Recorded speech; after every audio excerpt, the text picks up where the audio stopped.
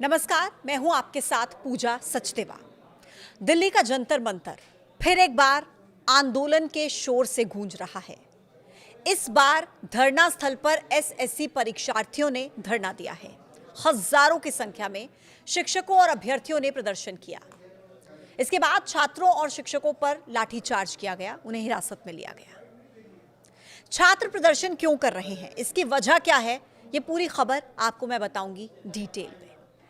कर्मचारी चयन आयोग, स्टाफ सिलेक्शन कमीशन यानी कि एसएससी की सिलेक्शन पोस्ट फेज 13 भर्ती परीक्षा में आई तकनीकी और प्रशासनिक गड़बड़ियों के खिलाफ देश भर के अभ्यर्थी सड़कों पर उतर आए हैं। दिल्ली के जंतर मंतर से लेकर लखनऊ, पटना और जयपुर तक छात्रों ने प्रदर्शन करते हुए पारदर्शी और निष्पक्ष परीक्षा प्रणाली की मांग उठाई है। एसएससी के छात्रों की कई मांगे हैं, लेकिन सबसे बड़ी मांग है कि परीक्षा में सुधार हो। परीक्षा में जो अव्यवस्था है उसे दूर किया जाए। आइए सबसे पहले मैं आपको बताती हूं कि परीक्षा में क्या क्या गड़बड़ियां हुई हैं, क्या क्या आरोप परीक्षार्थियों की तरफ से लगाए गए हैं।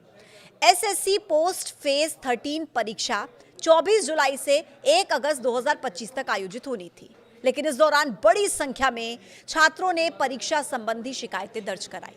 परीक्षार्थियों का आरोप है कि कई जगहों पर बिना पहले सूचना दिए अचानक से परीक्षाएं रद्द कर दी गई, जिससे उन्हें काफी नुकसान हुआ।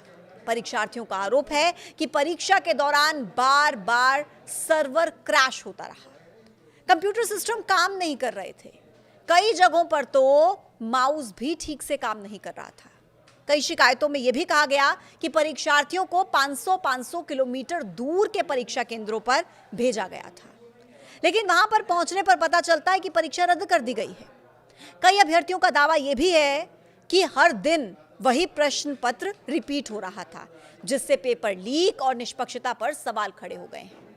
कई छात्रों ने परीक्षा केंद्रों की हालत पर भी सवाल उठाए, कहा कि हॉल में पंखे नहीं थे, कुर्सियां टूटी हुई थी। अभ्यर्थियों ने परीक्षा कराने वाले वेंडर पर सवाल उठाए। उनका कहना है कि अब दूसरी कंपनी को टेंडर दिया गया है। इस एजेंसी का रिकॉर्ड पहले भी यूपीएससी जैसी परीक्षाओं में खराब रहा है, लेकिन फिर भी इसे दोबारा से जिम्मेदारी दे दी गई। परीक्षार्थियों ने इन गड़बड़ियों के खिलाफ जंतर मंतर पर प्रदर्शन किया। परीक्षार्थियों का आरोप है कि शांतिपूर्ण तरीके से उन्होंने अपना प्रदर्शन किया, लेकिन पुलिस ने लाठीचार्ज कर दिया। छात्रों की मुख्य मांगे हैं कि परीक्षा में पारदर्शिता और निष्पक्षता सुनिश्चित की जाए, परीक्षा वेंडर की समीक्षा और पुनः चयन हो, रद्द की गई परीक्षाओं को फिर से आयोजित किया जाए, दोषियों पर कार्रवाई हो, पुलिस लाठीचार्ज की जांच हो और दोषी अधिकारियों पर कार्रवाई हो। देखिए, परीक्षार्थियों को सोशल मीडिया पर भी काफी ज्यादा समर्थन मिल रहा है। #SSC सिस्टम सुधारो, #SSC mismanagement, #SSC vendor failure जैसे हैशटैग्स ट्रेंड कर रहे हैं। 13 अगस्त से एसएससी सीजीएल 2025 टियर 1 की परीक्षा शुरू हो रही है, जिसमें करीब 14,500 पदों पर भर्ती होनी है। करीब 30 लाख उम्मीदवार इसमें शामिल हो सकते हैं। अब छात्रों का सवाल यह है कि जब 3 लाख छात्रों को इतनी दिक्कत हो रही है, इतनी परेशानी हो रही है, तो 30 लाख छात्रों की व्यवस्था एसएससी कैसे करेगा? एसएससी यानी कि स्टाफ सिलेक्शन कमीशन, ये केंद्रीय सरकारी सेवाओं के लिए उम्मीदवारों के चयन की जिम्मेदारी को निभाता है। एसएससी परीक्षाएं कराने, आंसर शीट को जांचने, रिजल्ट को घोषित करने की जिम्मेदारी एसएससी की होती है।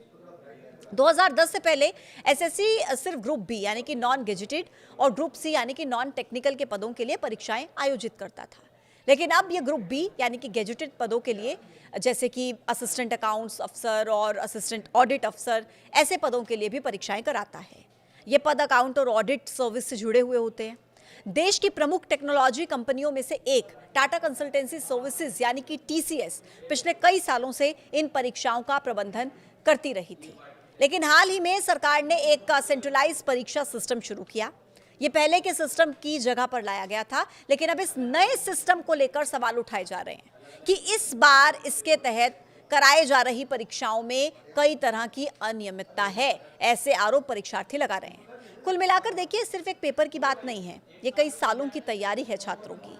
रिजल्ट आने से पहले ही परीक्षा विवादों में घिर गई। ये लापरवाही छात्रों के सपनों के साथ खिलवाड़ है। आज के इस वीडियो में इतना ही। आप क्या सोचते हैं, कमेंट बॉक्स में जरूर बताइएगा और देखते रहिए न्यूज़ 18। नमस्कार।